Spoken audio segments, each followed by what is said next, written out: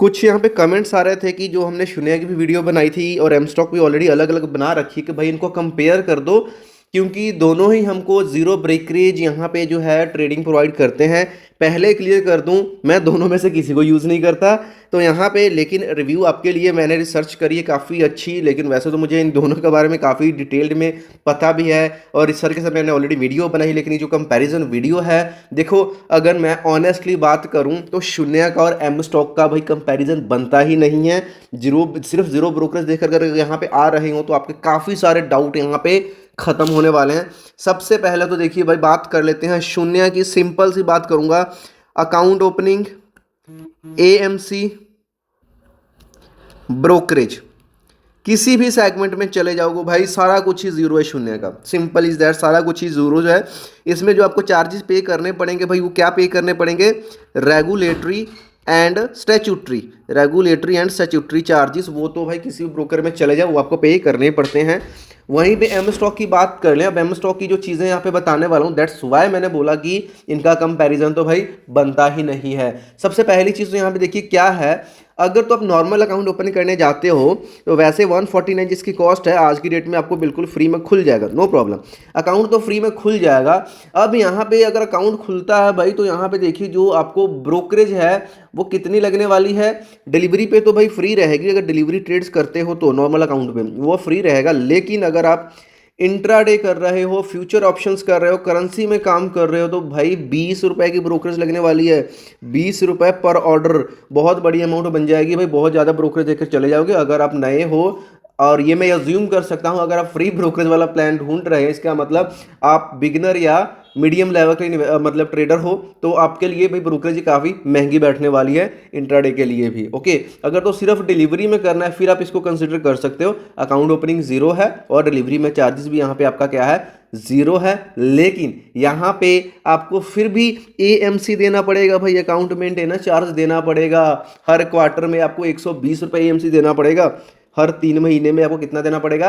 120 रुपये every 3 months फिर भी देना पड़ेगा। और शून्य की बात करें, उसमें है ही सारा कुछ फ्री है, तो कैसे इसको कंपेयर कर ले। अब इसका मतलब ये नहीं कि शून्य बेस्ट बन जाता भाई। मैं शून्य को बिल्कुल भी मतलब यूज़ नहीं करता। इसके कुछ रीजंस हैं जो कि मैंने लास्ट वीडियो में बताई भी थी। 2023 में काफ़ी बड़ा ग्लिच आ गया था इसमें, जिसकी वजह से काफ़ी सारे लोगों को यहाँ पे लॉसेस भी फेस करने पड़े थे। लेकिन अगर आपके पास पैसा बिल्कुल भी नहीं है, देखना सीखना चाहते हो, देन ऑब्वियसली शून्य आपके लिए यहाँ पे एक अच्छा ऑप्शन बन सकता है। दोनों ही लीगल ब्रोकर हैं, दोनों का बहुत अच्छे से यूज़ कर सकते हो।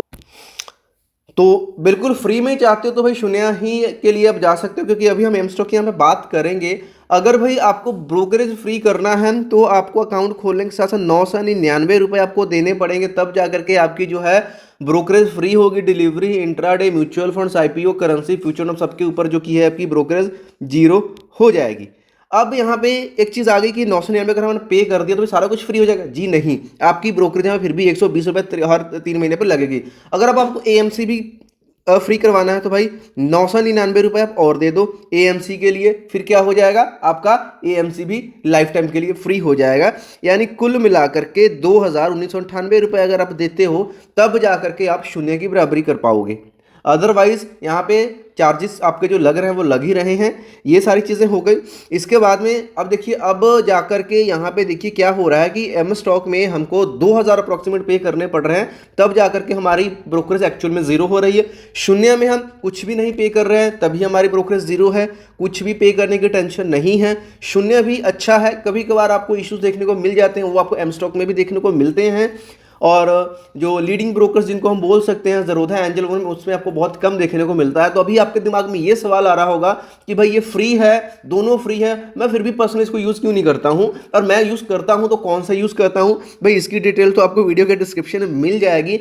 अगर इन फ्यूचर मुझे लगता है इन दोनों में से कोई आपको यूज़ करना चाहिए तो वो मैं अपडेट कर दूंगा। हाल फिलहाल की डेट में जो मुझे लगता है, जो मेरे हिसाब से सही है, वो जो मैं यूज़ करता हूँ उसकी डिटेल तो भाई आपको डिस्क्रिप्शन में ही मिलने वाली है। अब यहाँ पे इन दोनों की बात हो रही है तो इन दोनों को आगे बढ़ते हुए देखते हैं। ट्रेडिंग प्लेटफॉर्म की बात करते हैं भाई, मोबाइल से डेस्कटॉप दोनों में आप कर सकते हो, कोई प्रॉब्लम वाली बात नहीं है। अब इसको थोड़ा सा आगे लेकर के चलते हैं कि मैंने आपको बोला था शून्य में चाहे जीरो है फिर भी यहाँ पे आपको नॉन ब्रोकरेज चार्जेस आपको पे करने पड़ते हैं, जो कि रेगुलेटरी एंड स्टैट्यूटरी चार्जेस होते हैं। वो किस तरह के चार्जेस आ जाते हैं देखिए। और एक चीज़ ये बता देता हूँ कि एम स्टॉक का जो कॉल एंड ट्रेड चार्जेस है वो भी और शून्य में भी दोनों में 0 है, कुछ में कोई इशू नहीं है। अब मैं जिन चार्जेस की बात करूंगा वो ऑलमोस्ट दोनों ब्रोकर्स में सेम रहने वाले हैं। एक आता है चार्ज जो आपको पे करना ही पड़ता है, एसटीटी चार्ज होता है जो आपको पे करना पड़ेगा 0.10% बाय प्लस सेल दोनों साइड में और दोनों ब्रोकर में ही एप्लीकेबल होगा, ये आपको पे करना पड़ेगा। अगर आप इंट्राडे ट्रेडिंग कर रहे हो, इंट्राडे ये डिलीवरी के लिए है, जो मैंने पहले अभी बताई है डिलीवरी के लिए है। अगर आप इंट्राडे ट्रेडिंग कर रहे हो तो इंट्राडे में क्या है, आपको जो एसटीटी लगेगा कम लगेगा, 0.025% लगेगा और सिर्फ सेल साइड के ऊपर ही लगेगा। एसटीटी की मैं बात ऑलवेज इसलिए करता हूँ भाई क्योंकि एसटीटी ही एक अच्छा चार्ज है जो कि काफ़ी थोड़ा सा बड़ा बन जाता है। आप देखो पूरी वैल्यू के ऊपर आपको इतना पे करना पड़ता है। ट्रांजैक्शन चार्जेस को मैं ज़्यादा फोकस नहीं करता क्योंकि अगर आप एनएससी पे कर रहे हो तो भाई 0.00325% लगता है, बीएससी पे थोड़ा सा महंगा बन जाता है लेकिन इग्नोर कर सकते हैं। सेबी चार्ज लेता है भाई 10 रुपये लेता है 1 करोड़ के ऊपर। और सिंपली यहाँ पे है कि जो स्टैंप चार्जेस हैं आपके यहाँ पे वो बाय साइड पे 1500 रुपये लगते हैं 1 करोड़ के ऊपर। सेबी के चार्जेस, जीएसटी की यहाँ पे इंपॉर्टेंट एक बात आ जाती है, जो जीएसटी 18% लगती है लेकिन 18% आपकी अमाउंट के ऊपर नहीं लगता, 18% लगता है जो कि आपका ब्रोकरेज निकल करके आता है, ट्रांजैक्शन चार्जेस जो बनते हैं और सेबी के जो चार्जेस बनते हैं उन सभी को मिलाकर के जो भी वैल्यू आती है उसके ऊपर बन करके फिर जीएसटी की यहाँ पे वैल्यू निकल करके आपके सामने आती है। म्यूचुअल फंड्स तो भी फ्री हो जाते हैं। उसके बाद में एक आपको डीपी चार्ज लगता है। डीपी चार्ज की बात कर लूँ तो डीपी चार्ज 15 से 20 रुपये आपको पे करने पड़ते हैं। यहाँ पे एक और इंपॉर्टेंट चार्ज आ जाता है स्केयर ऑफ चार्ज, और इसकी ज़रूरत भी पड़ती है। जनरली जब लोग नए मार्केट में आते हैं तो इंटर ट्रेडिंग उन्होंने करनी होती है, इंटरडे का ऑर्डर तो लगा देते हैं लेकिन कई बार वो एग्जिट करना भूल जाते हैं, उनके माइंड से निकल जाता है। तो होता क्या है, जो भी आपका ब्रोकर है जब मार्केट खत्म होने वाली है 3, 20, 25 पे, वो जो भी पोजीशन है चाहे लॉस प्रॉफिट में ऑटोमेटिकली आपको वो स्केयर ऑफ कर देता है, बेच देता है, क्योंकि ऐसा पॉलिसी, ऐसा रूल है सभी का, ब्रोकर्स करते हैं। अब इसमें अगर शून्य में हो भाई तो यहाँ पे आपका 0 रुपये लगने वाला है। वहीं पे एम स्टॉक में अगर आप हो भाई तो 60 रुपये लगेंगे, ये 60 रुपीज़ पर पोजीशन आपसे चार्ज करने वाला है एम स्टॉक। तो यहाँ पे भी एम स्टॉक आपको महंगा बैठने वाला है। तो इन सभी चीज़ों को ध्यान में रखते हुए अगर मैं ये बोल सकता हूँ कि भाई शून्य बेटर, अगर इन दोनों में से किसी एक के साथ जाना है, अगर इन सबसे अच्छा एक्सपीरियंस चाहिए, इनके साथ भी एक्सपीरियंस आपका अच्छा हो सकता है अगर आप अमाउंट पे कर रहे हो तो। और तो देखिए वही बात है कि अगर मैं यूज़ कर रहा हूँ, अगर लंबे टाइम से, अगर उसको भी साथ में आपको यूज़ करना चाहिए, वो ज़ेरोधा एंजल वन में से यूज़ कर सकते हो, उसका आपको डिस्क्रिप्शन में डिटेल दे दूंगा। अगर इनको यूज़ करना है तो इनके साथ साथ आप दूसरे एक ब्रोकर में अकाउंट अपना ज़रूर रखिए। इनमें भी अगर आप देख सकते हो कि हैवी ट्रेडिंग कर रहे हो भाई है ना डेली बेसिस पे, तो आप इनको यूज़ कर सकते हो फ्री वाले को। अगर एक लॉन्ग टर्म के लिए इन्वेस्टमेंट करना है, वैसे तो इन्वेस्टमेंट किसी भी आप डिस्काउंट ब्रोकर के साथ करोगे, जो आपका पैसा होता है डीमैट अकाउंट में चला जाता है, वो सेफ होता है। उसके लिए मतलब ये मान कर चलो कि वो सेबी के पास पैसा पड़ा है, वो आपका सेफ ही रहता है, एक बार चला गया ब्रोकर के अकाउंट में से निकल करके। ओके, दैट्स वाई सेबी ने ये भी रूल भी बना दिया था कि अगर किसी के अकाउंट में पैसा है ब्रोकरेज को, तो वो क्या करता है, आई थिंक 2 वीक्स के बाद जो पैसा होता है ऑटोमेटिकली आपका अकाउंट में ट्रांसफर हो जाता है अगर अनयूज्ड है, क्योंकि वो ब्रोकर के पास पैसा नहीं छोड़ते हैं ताकि जो आपका पैसा है सेफ रह सके।